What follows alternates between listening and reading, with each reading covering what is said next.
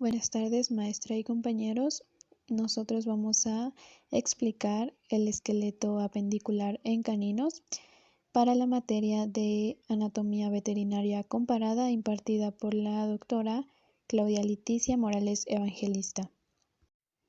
Nuestro equipo está formado por Chantes Juárez María del Rosario, Rodríguez Huerta Pedro de Jesús, Sánchez Chan Mauricio y Zárate Vázquez Erika Loreli.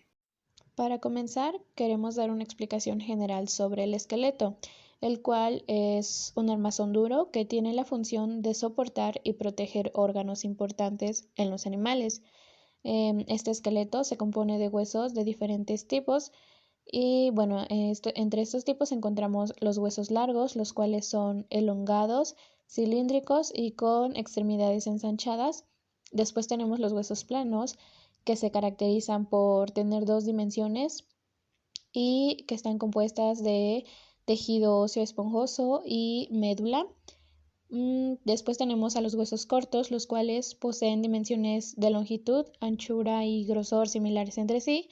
Y finalmente los huesos irregulares, que como su nombre lo dice, tienen formas irregulares, son huesos impares y los encontramos en la línea media de las especies. Bueno, también podemos mencionar que este esqueleto se divide en esqueleto axial, el cual comprende a la columna vertebral, costillas, esternón y calavera o cráneo. Después tenemos el esqueleto apendicular, el cual se refiere a huesos de miembros anteriores y posteriores. Y finalmente el esqueleto visceral, el cual comprende a huesos en el parénquima de vísceras y órganos blandos. Y bueno, en esta ocasión nos vamos a centrar en el esqueleto apendicular, que como ya mencioné, incluye a huesos y articulaciones de miembros superiores o anteriores y a los huesos de miembros inferiores o posteriores.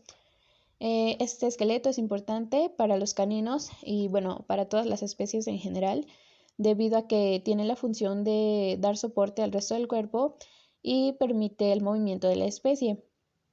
A grandes rasgos, en las extremidades torácicas encontramos el cinturón escapular compuesto por la escápula, el brazo formado por el húmero, el antebrazo compuesto por radio y cúbito y la mano que incluye a carpos, metacarpos y falanges. Y posteriormente tenemos a las extremidades pelvianas, dentro de las cuales encontramos en el cinturón escapular formado por el hueso coxal o hueso de la cadera, el muslo formado por fémur y rótula.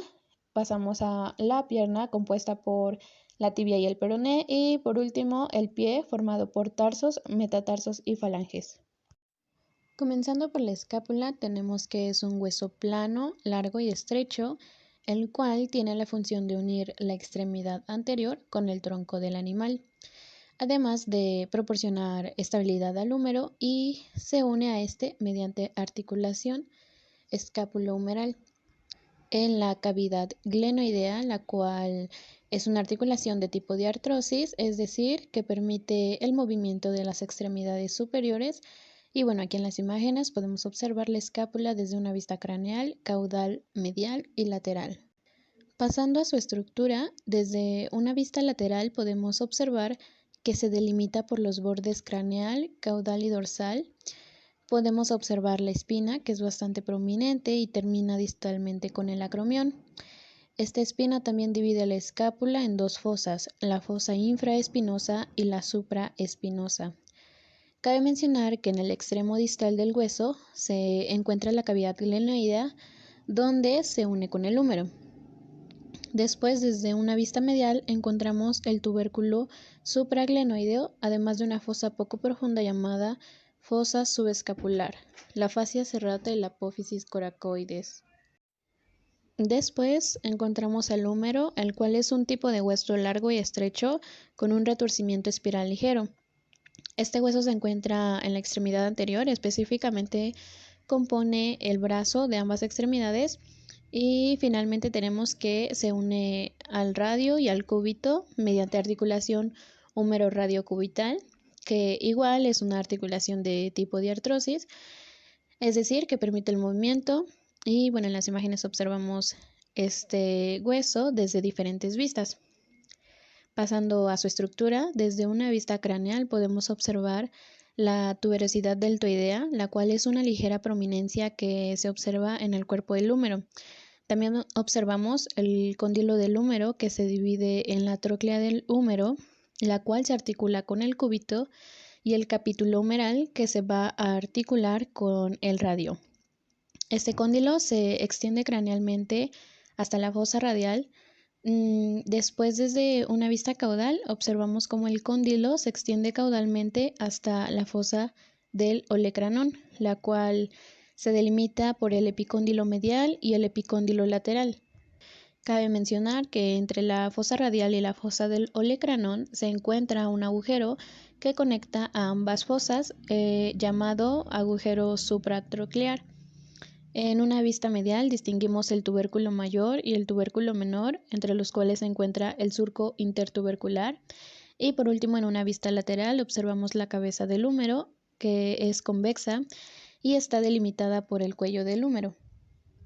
Posteriormente encontramos el radio, que igualmente es un tipo de hueso largo, el cual se observa aplanado craneocaudalmente, además de que su tamaño aumenta distalmente y el cual, como ya mencioné, se encuentra unido al húmero. Debemos saber que en conjunto con el cúbito componen el antebrazo en las extremidades anteriores del canino. Y bueno, este hueso se une posteriormente a los carpos mediante articulación radiocarpiana, o también conocida como articulación de la muñeca, que es de tipo de artrosis, la cual permite movimiento, como ya mencionamos, de las extremidades. Y bueno, en las imágenes también podemos observar este hueso desde varias vistas. Y pasando a la descripción de su estructura, pues encontramos desde una vista craneal en el extremo proximal el cuello del radio, que delimita la cabeza del radio, así como el cuerpo del radio, que como ya mencioné es aplanado, lo cual nos da una cara craneal y una caudal que se delimitan por bordes medial y lateral. Posteriormente, desde una vista medial, observamos en el extremo proximal la cabeza del radio, en la cual observamos la fobia articular, que se une al húmero. Y en el extremo distal del radio encontramos la tróclea del radio, y en el extremo medial observamos la apófisis estiloidea y la superficie articular carpiana, la cual une al radio con los carpos. Ahora pasaremos a hablar del cúbito. El cúbito pertenece a los miembros anteriores y está compuesta junto con el radio. Ellos dos integran la base ósea del antebrazo. Es completo de proximal a distal y participa tanto en la articulación del codo como en la articulación del carpo. Aquí tenemos una vista lateral izquierda del antebrazo del perro, mostrando el radio y el cúbito, pero nosotros solamente nos centraremos en el cúbito. En la región proximal se encuentra el olecranón y la tuberosidad del olecranón. Están señalados con estas flechas de acá. De vista craneal se encuentra la apófisis ancónea y la curvatura de la acotadura troclear. No se aprecia muy bien, pero están también señaladas con unas flechas. También tenemos el espacio interóseo entre el radio y el cúbito, y aquí está debajo la apófisis estiloide del cúbito. De ahí pasamos a los carpos, metacarpos y falanges del miembro anterior. Este es el carpo izquierdo del perro y tenemos tanto visión dorsal como palmar, proximal y distal. Están enumerados para que se puedan darles nombre a los huesos. El 1+2 es el hueso intermedio radial del carpo. El 3 es el hueso carpocubital. El 4 es el hueso accesorio del carpo. Y del 5 al 8 los huesos carpeanos. Aquí está el primero, el segundo, el tercero y finalmente el cuarto. Aquí tenemos una vista dorsal y palmar de la pata del perro, que nos vuelve a mostrar los carpos. Aquí está el trapecio, el trapezoide, el hueso grande y el hueso ganchoso. De ahí, yendo más hacia abajo, se encuentran los metacarpos, los cuales se enumeran del 1 al 5. Aquí está el primer metacarpo, el segundo metacarpo, el cuarto metacarpo y el tercero, y finalmente el quinto metacarpo.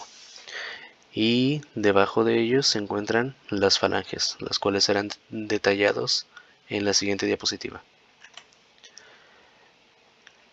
Aquí están enumerados por letras.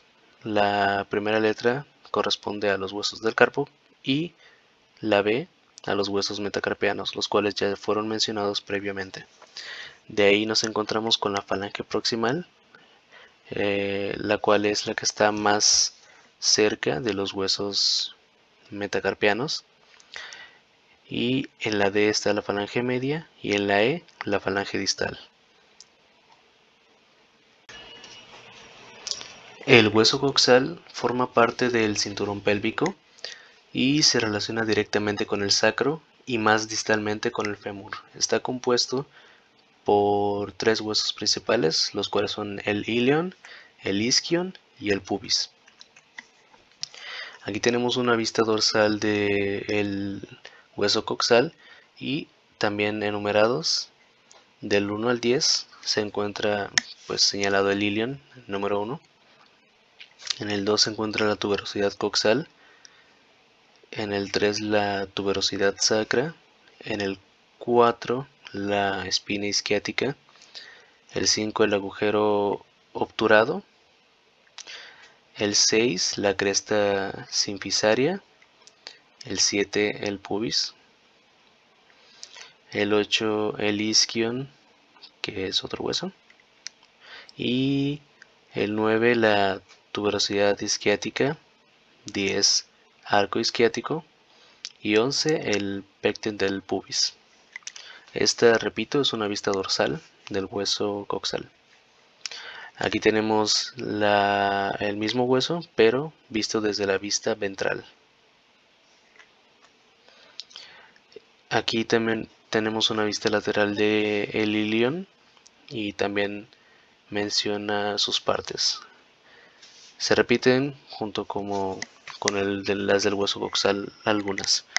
En el número 2 está la tuberosidad coxal, en el 3 la tuberosidad sacra, en el 4 la espina isquiática, en el 5 volvemos a ver el agujero obturado, en el 6 la tuberosidad isquiática, en el 7 se encuentra el acetábulo, que es el que, digamos, se engancha con el hueso del fémur.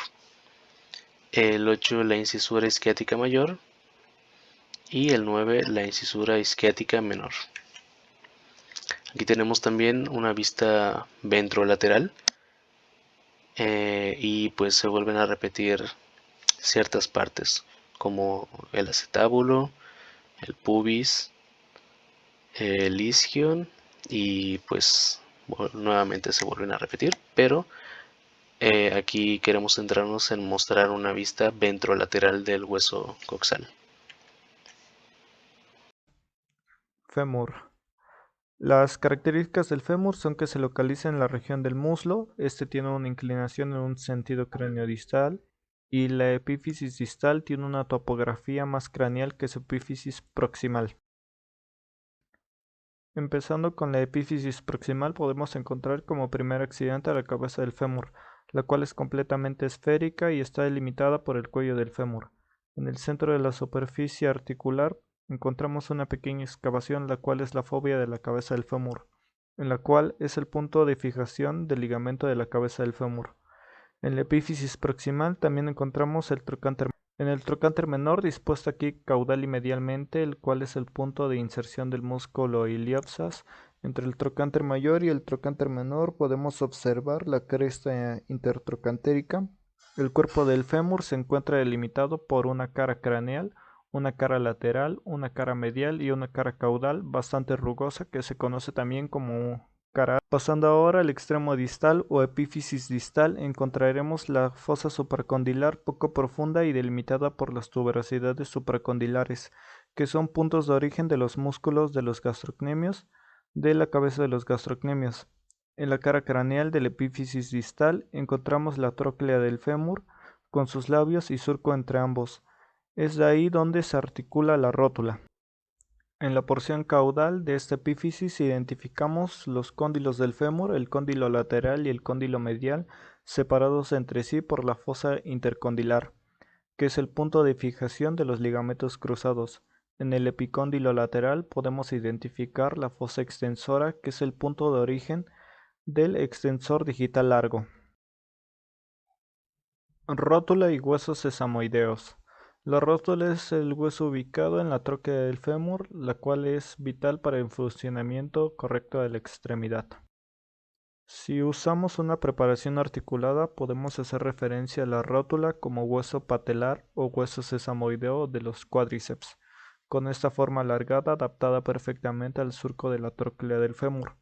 Si buscamos una visión caudal, podemos encontrar los huesos sesamoideos gastrocnemios, los cuales son huesos que se articulan con los cóndilos y que corresponden a huesos sesamoideos que se desarrollan en el espesor de los tendones de los músculos gastrocnemios.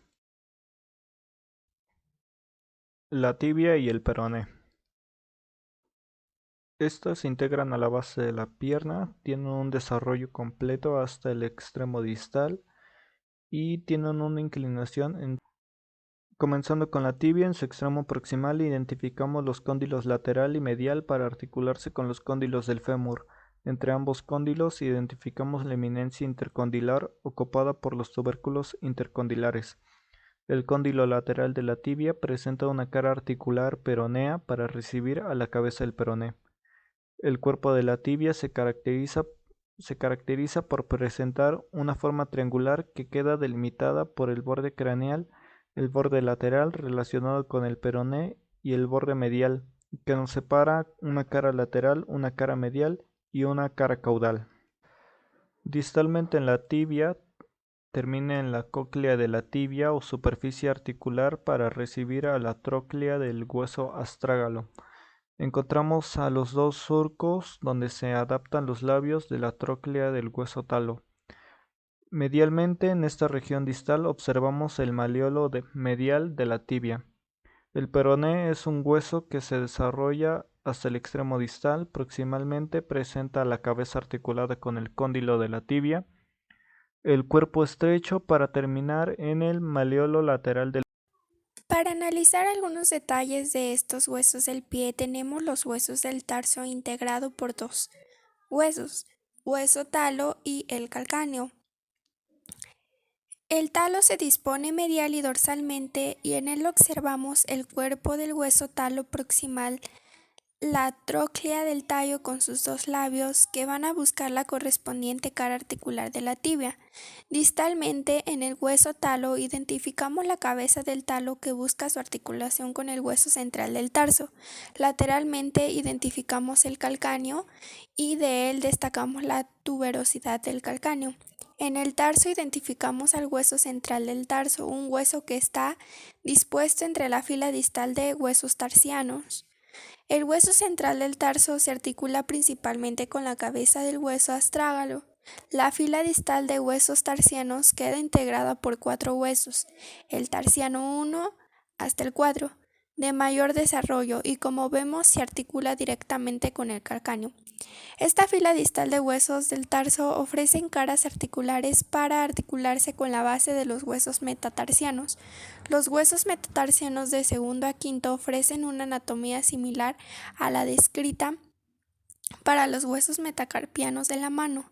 De igual forma, los huesos que integran los dedos falange proximal, medial y distal de cada uno de los dedos del pie tienen unas características anatómicas similares a las descritas para los dedos de la mano.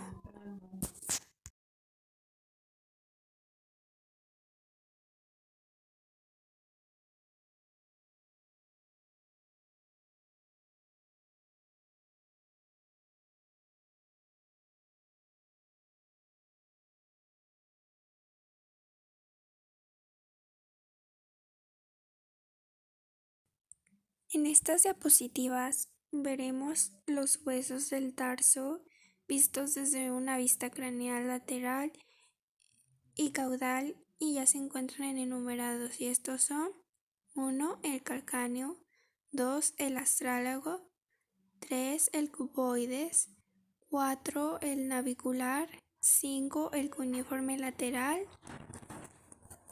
y 6. El cuneiforme intermedio.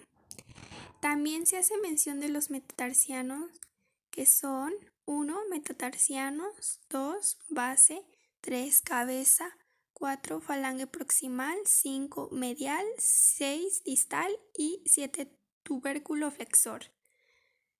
Tienen 3 falanges cada uno, a excepción del primero que tiene 2, y este es muy corto. Estas fueron nuestras referencias bibliográficas y muchas gracias por su atención.